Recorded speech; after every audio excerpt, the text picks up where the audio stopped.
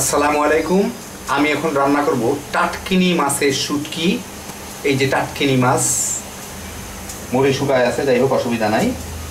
আর কাঁঠালের বিচি দিয়ে রান্নবো, সেই জন্য কাঁঠালের বিচি, পেঁয়াজ, কাঁচামরিচ, লবণ, একটু রসুন বাটা আর হলুদ আর মরিচ। তো প্রথমে আমি প্যানে একটা তেল গরম করে এর মধ্যে আমি পেঁয়াজগুলোকে একটু ভাজবো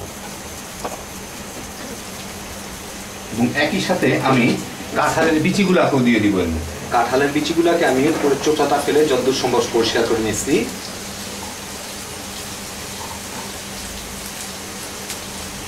পেঁয়াজগুলো একটু লালচে লালচে হয়ে গেলে আমি এর মধ্যে অল্প একটু পানি দিব যাতে মশলা না পুড়ে। অল্প একটু পানি দিয়ে আমি এর মধ্যে হলুদ মরিচের গুঁড়া,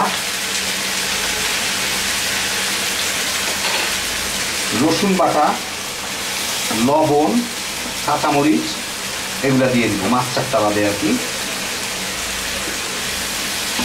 দিয়ে এটাকে ভালো মতো মিশায়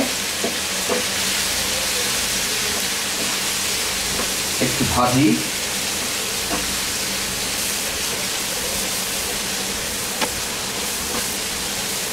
এই আধা মিনিট নাড়াচাড়া করেই তেলটাও মানে পানিটুকু শুকাইলেই মশলার গন্ধটাও চলে যাবে। তার মধ্যে চারটা, দেখছেন কতগুলা টাটকিনি মাছের দিয়ে দিব, শুটকি দিয়ে দিব। দিয়ে তার মধ্যে পরিমাণ মতো পানি দিয়ে দিব। পানি দিয়ে এখন এটাকে আমি ঢেকে দিব সিদ্ধ হওয়া পর্যন্ত। জালটা মাঝারি থেকে একটু কমায় দিব, হালকা জালে সিদ্ধ হোক। এই 5-7 মিনিট পরে এটাকে একটু নেড়ে দিব, ওলট পালট করে দিব আর কি।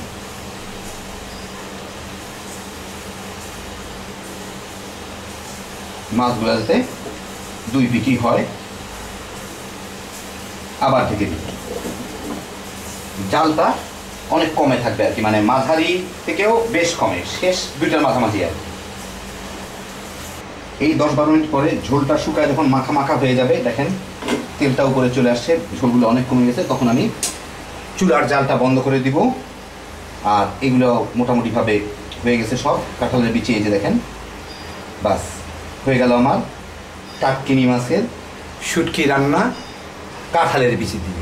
হ্যাঁ বিজোস, যারা শুটকি খান যে গ্রামটা বাইর হচ্ছে, একদম পুরা খামু খামু করে তামা তামা করে খেয়ে ফেলাইতে পারতেন, কিন্তু বেসিক্যালি আমি শুটকি খাই না, রান্নাম আর কি। যাই হোক, দেখলেন কত সহজে তৈরি হয়ে গেল। আল্লাহ আপনাদের সবাইকে ভালো রাখুন। ইনশাআল্লাহ আবার দেখা হবে। আল্লাহ হাফিজ।